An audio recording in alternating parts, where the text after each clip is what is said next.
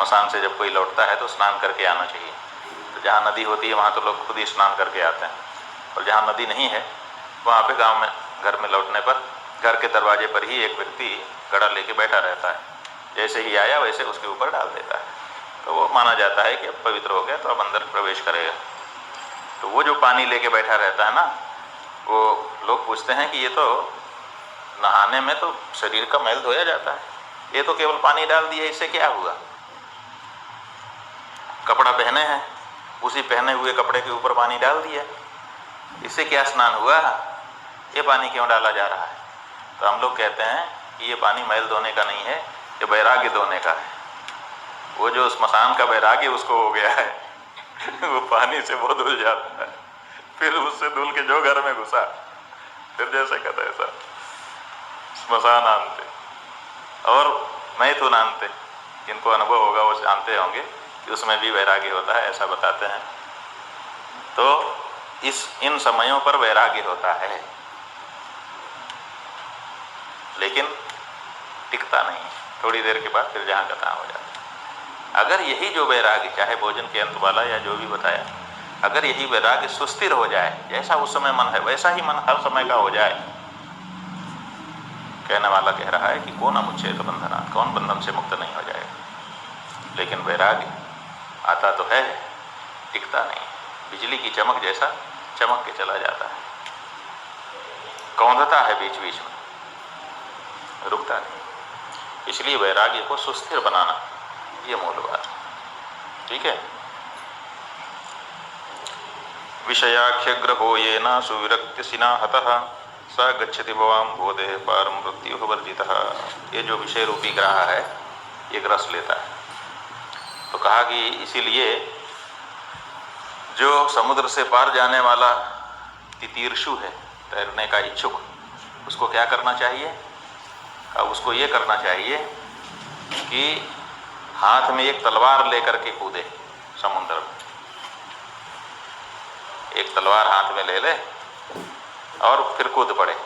अब क्या होगा कि तैरता जा रहा है, तलवार भी तैर रही है साथ में, और इतने में एक मगरमच्छ ऐसे करके आया। तो करना कुछ नहीं है, बस एक तलवार यूं चला देना है। ये वैराग्य जो है यही तलवार है। वैराग्य रूपी तलवार लेके अगर हम कूदेंगे तो जो आया घर का आया, परिवार का आया, ये आया, वो आया, और ज्यादा ही पींग बढ़ाने लगा, कट। फिर क्या होगा? फिर वो हतोत्साहित हो जाएगा। एक तरफ से थोड़े बंधन होता है, बंधन जो है वो बांधता है, रस्सी जो है वो बांधती है, लेकिन रस्सी बांधती कब है? जब बंधने वाला खड़ा हो जाता है कि आओ हमें बांध लो, तब न कोई आगे बांधता है। जो दौड़ के आता है आपके पास, वो आपके गले कब लगता है? जब आप पहले से हाथ फैलाए रहते हो, तभी ना लगता है। बिना हाथ फैलाए कोई गले लग जाएगा? हिम्मत ही नहीं होगी। तो आप उसको आमंत्रित करते हो कि आओ मुझे बांध लो, है ना। इसीलिए एक कवि ने कहा है कि एक बार और जाल डाल रे मछेरा, जाने किस मछली में फंसने की चाह। हे मछेरे, मछुआरे, एक बार और जाल डालो। तो कहता भाई एक बार जाल डाल के देख चुके, कोई मछली फंसी नहीं। कहा क्या पता किसी मछली में फंसने की इच्छा हो, वो फंस ही जाए, इसलिए एक बार और जाल डाल दो। मतलब मछली में भी फंसने की चाह होती है, एक तरफ से नहीं हो सकता। वो आएगी जो आपने जाल डाला है उसके अंदर चारा खोजेगी, तभी तो फंसेगी। उसके पहले कैसे फंसेगी? उसकी मन में भी तो कोई इच्छा है। केचुआ आपने कांटे में लगा करके डाला, उस केचुए को खाने की इच्छा उसके मन में भी है ना, तभी तो खाएगी, नहीं तो क्यों खाएगी? नहीं तो आपका केचुआ तैरता रहे। तो उसके जो लालसाएं हैं वही उसको बांधती हैं। इसलिए एक पक्षीय नहीं है। इसलिए जैसे ही आप वैराग्य की तलवार लेके बैठे रहेंगे, बहुत तो आएंगे ही नहीं। ये तलवार लेके बैठा है, इसके पास जाना ठीक नहीं। जो आएंगे भी वो दूर से बात करेंगे कि कहीं चला ना दे, नहीं। कोई आ ही गया पास में तो कट। इस तरह से जब आप दृढ़ रहेंगे तभी आप आगे बढ़ सकते हैं, नहीं तो कोई ना कोई तो आपको बांध ही लेगा।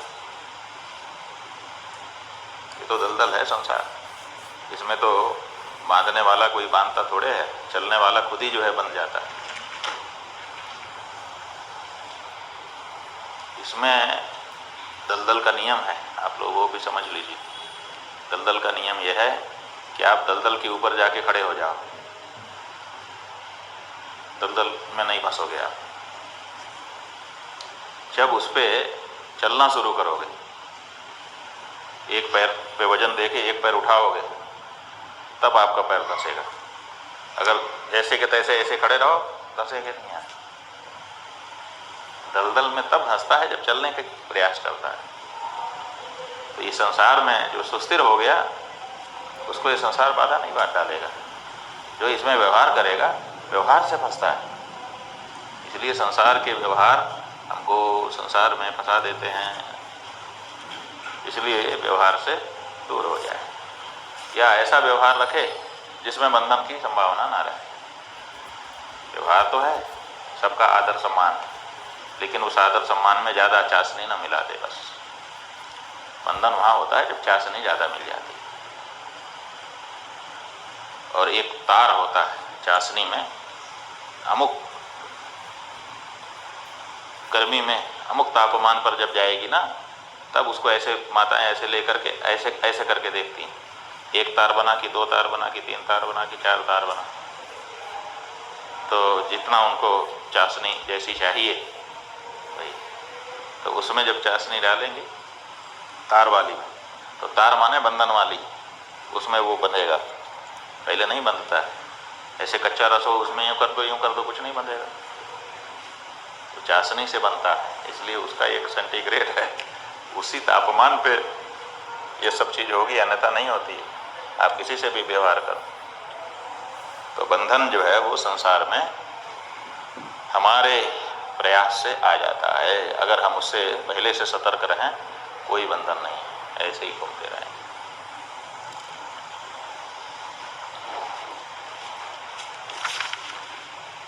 विषम विषय मार्गे गच्छतो नच्छ बुद्धेः प्रतिपदमभिघातो मृत्युरप्येष सिद्धः। हितसुजन गुरुक्त्या गच्छत स्वस्य युक्त्या प्रभवति फल सिद्धिः सत्यमित्येव विद्धि। जो अनच्छ बुद्धि है, अच्छ माने होता है स्वच्छ, उसी में अच्छ में ही सु लगा है तो स्वच्छ बना है। तो अच्छ माने स्वच्छ, अनच्छ माने अस्वच्छ। जिसकी बुद्धि जो है मलिन है, वो क्या करेगा? मलिन बुद्धि वाला जब चलेगा तो हर कदम पे ठोकर उसको लगेगी। ठोकर क्यों लगती है? हमारा जो पैर है उसको हम उठा के नहीं रखते, अधिकतर आलसी होते हैं लोग, तो पैर को उठा के रखने में हमको आलस्य होता है। ये जो बूढ़े बूढ़े लोग होते हैं ना, ये ऐसे पेंगुइन जैसे चलते हैं, ऐसे ऐसे क्यों चलते हैं जानते हैं? वो पैर उठाते नहीं। तो नहीं उठाएंगे तब क्या करना पड़ेगा? आगे कैसे जाएगा? तो वो ऐसे साइड में फेंकते हैं, ऐसे, तो उससे उनकी चाल ऐसे ऐसे हो जाती। अगर वो पैर उठा के ऐसे ऐसे रखें, चाल गड़बड़ नहीं होगी। लेकिन वो पैर उठाने का जो श्रम है उसको नहीं करना चाहते, पैर को सीधा ही रखेंगे और उसको कमर पे ऐसे टांगेंगे। जब इधर कमर करेंगे तो पैर ऐसे टंग जाएगा, तब उसको आगे रख देंगे। फिर इधर कमर पे पूरा भार देंगे तो ये टंग जाएगा, तब उसको रख देंगे। ये इसलिए फिर उनकी चाल ऐसे ऐसे हो जाती। तो आलस्य है ना, स्वभाव में आलस्य, पैर को उठाना ही नहीं चाहते। तो जो नहीं उठाता है, कम उठा करके चलता है, तो छोटी मोटी चीजें टकरा जाती हैं पैर से, उसी को ठेस कहता है। तो जो अनच्छ बुद्धि है वो जब विषय मार्ग पर चलेगा तो हर कदम पे ठोकर, क्योंकि सतर्क नहीं है। इसलिए हित सजन गुरुक्त्या, हित सुजन और गुरुक्ति, ये तीन इसमें हमारे लिए लाभकारी होते हैं। हित का मतलब है शास्त्र, जो हमारे हित की बात कहता है। सुजन माने सज्जन, और गुरु माने तो गुरु। तो शास्त्र, सज्जन और गुरु और साथ में युक्ति माने अपने मन का तर्क, इनको जब हम मिला देंगे तब क्या होगा? प्रभवती फल सिद्धि, तब हमको फल की सिद्धि प्राप्त हो जाएगी। सत्यम इत्येव विद्धि, यही सच है, ये जान लो। क्या सच है? का 4 चीजें अपने साथ रखो। शास्त्रोक्ति माने श्रुतियुक्ति, सुजनोक्ति, गुरुक्ति और युक्ति। 4 चीजें अगर होंगी तो इससे आपका काम बन जाएगा। बहुत लंबा इस पे अपने लोगों ने चर्चा की है। एक श्लोक पे हम लोगों ने पिछले चातुर्मास में 3-3, 4-4 दिन लगाया था, इसलिए हम बहुत कम में इस बार बता रहे हैं, उसको आप लोग सुन सकते हैं। मोक्षस्य कांक्षा यदि वै तवास्ति त्यजाति दूरात् विषयान् विषम यथा पीयूषवत्तो यदया क्षमार्जव प्रशांतिदान्तिर्भज नित्यमादरात्। कह रहे हैं अगर तुमको मोक्ष की आकांक्षा है तो विष की तरह विषयों को छोड़ दो, ये विषय ही विष है। तब क्या करें? का विष छोड़ोगे तो पीना तो है, प्यास तो बुझानी ही है, अमृत पियो। अमृत क्या है? का दोष, दया, क्षमा, आर्जव, प्रशांति, दांति, ये सब सद्गुण हैं, यही अमृत हैं, इनको पीने शुरू कर दो।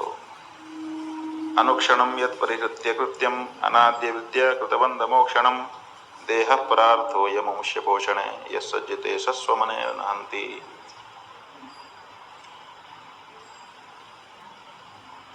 ये देह जो है वो परार्थ है,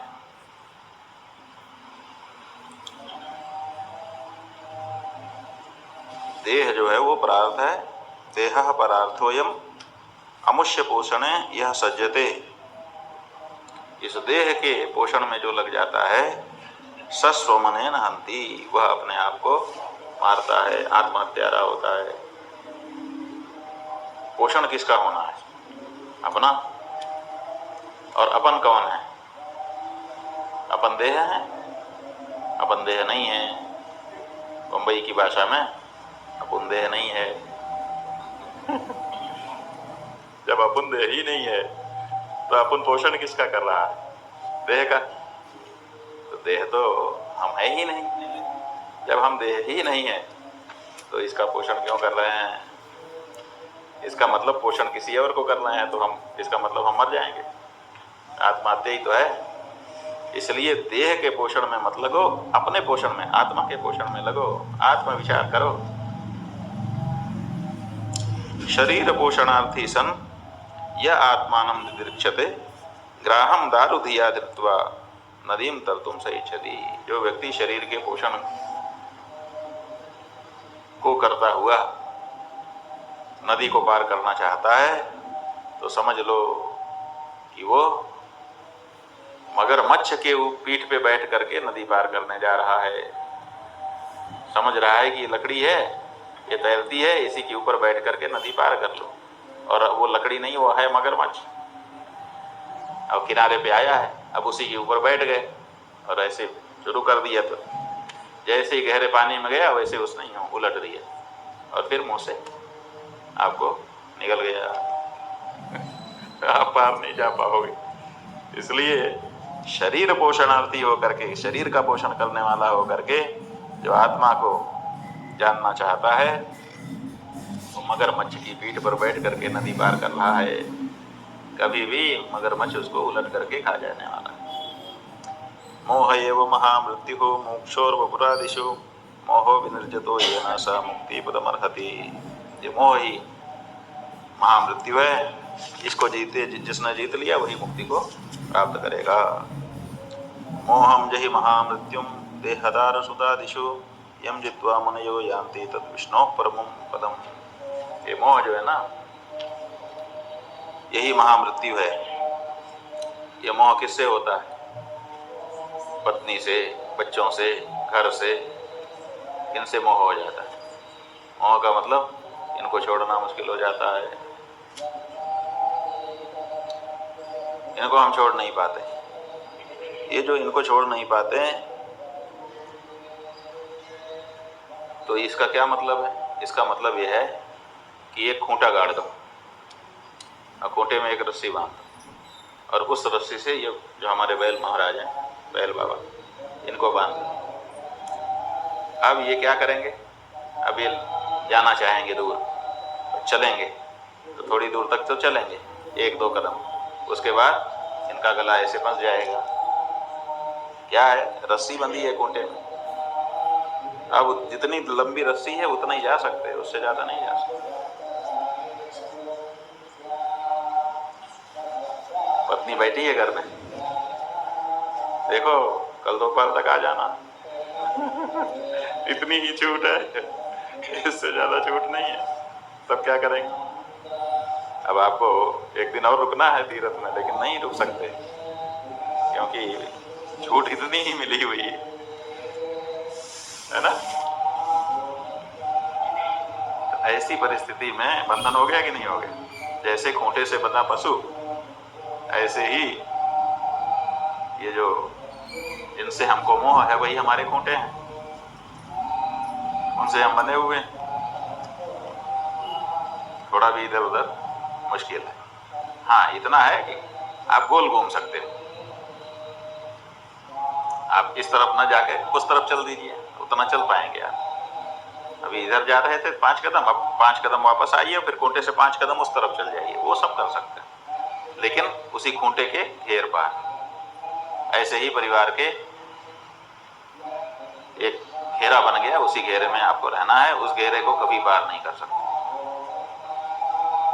उस घेरे को पार कर लिया तो जाति का घेरा है, देश का घेरा है, ऐसे जाने कितने और घेरे, उन घेरों को पार करना मुश्किल है।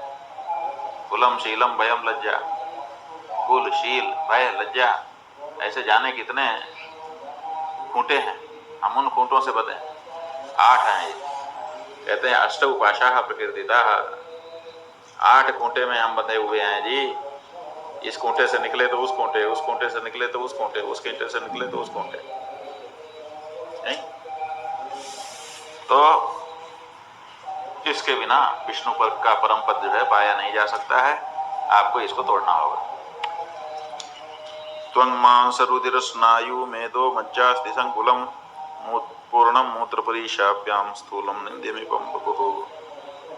और जिस शरीर को अपना स्वरूप मान करके आप नहला रहे हो, धुला रहे हो, कभी उसके बारे में विचार तो करो।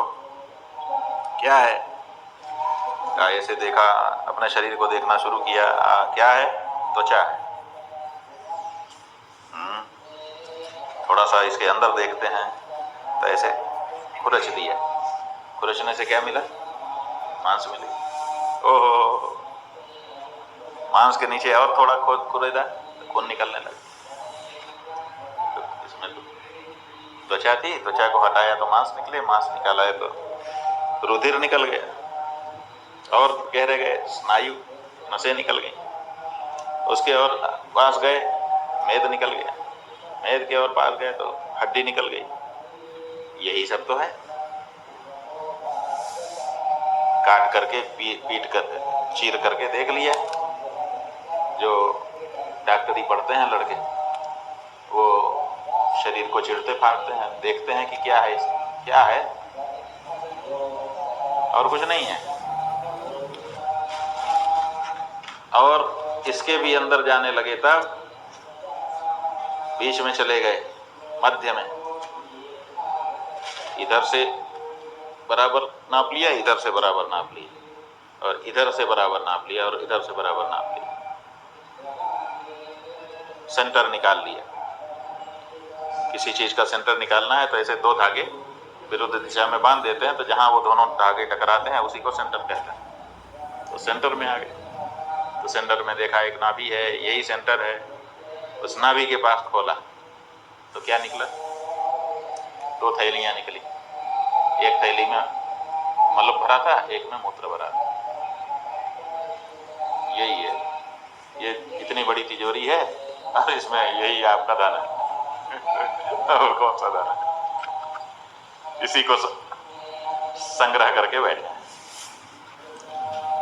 इसलिए ये शरीर जब इस तरह से इसकी सच्चाई को देखोगे तो पता चलेगा कि अरे हम इसी के लिए पागल थे।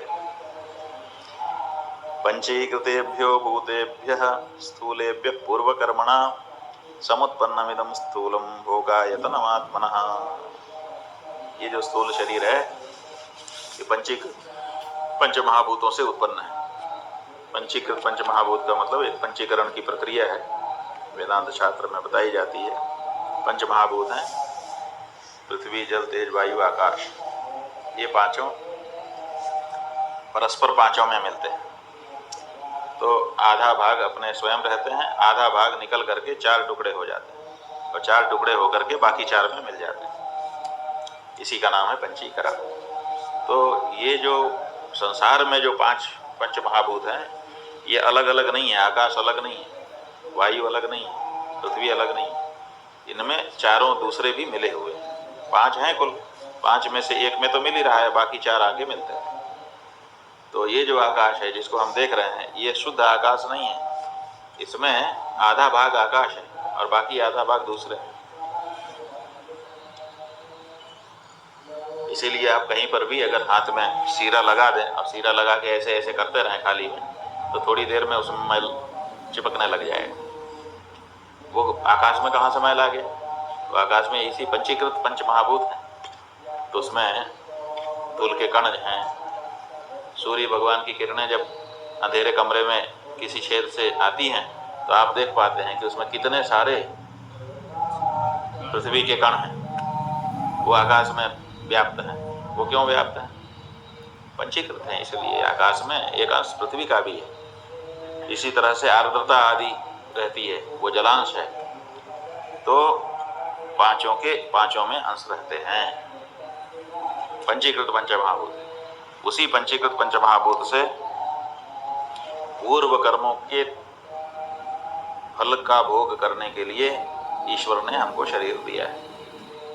जीवात्मा को शरीर भगवान निश्चित करते हैं। लोग कहते हैं ना कि जन्म से वर्ण है कि कर्म से वर्ण है। तो असल में जन्म से वर्ण नहीं है, कर्म से वर्ण है। क्योंकि भगवान ने गीता में साफ कहा है कि चातुर्वर्ण्यम मया सृष्टम गुण कर्म विभागशः। वहाँ जन्म की कोई बात नहीं है। साफ कहा है कि गुण से और कर्म से।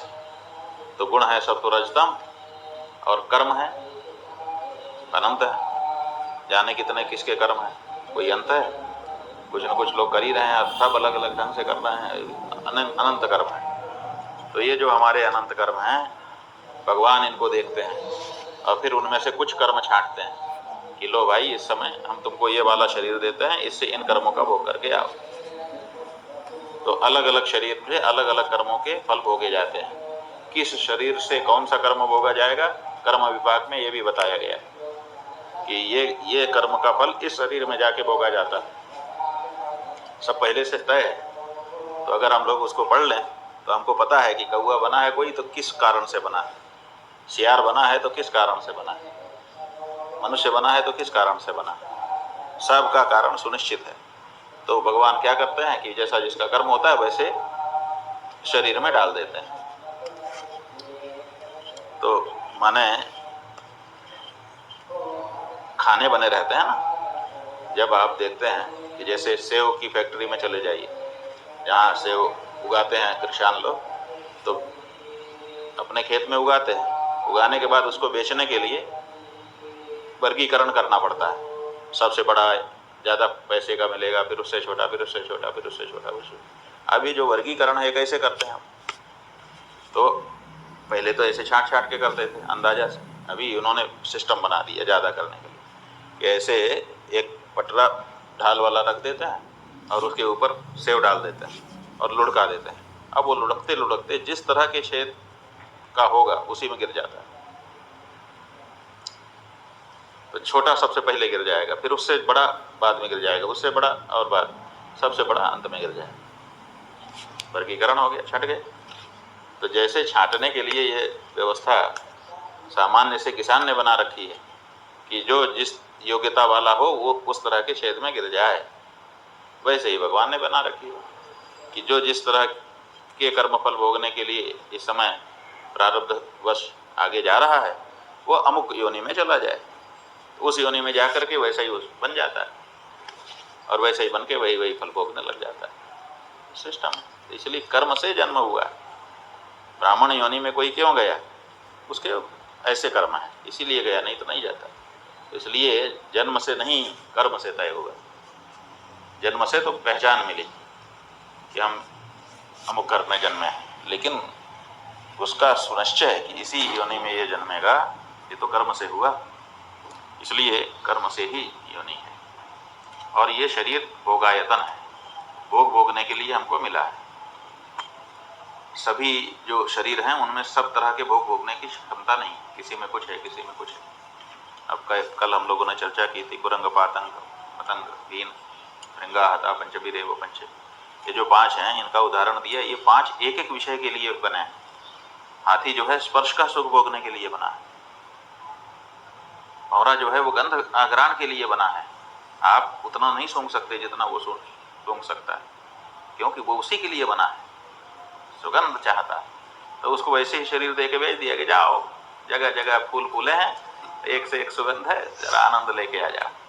तो वो सुगंध ले रहा है, उसका अपना पुण्य है, सुगंध लेने के लिए शरीर मिला है उसको। लेकिन हम 5 ऑर्गन हमारे काम करते हैं। जो ये पशु हैं, बैल आदि, इनको रंग नहीं दिखाई देता है, इनको पूरी दुनिया ब्लैक एंड व्हाइट दिखती है। ऐसा वैज्ञानिकों ने अब सिद्ध बता दिया है। इसका मतलब है कि रंग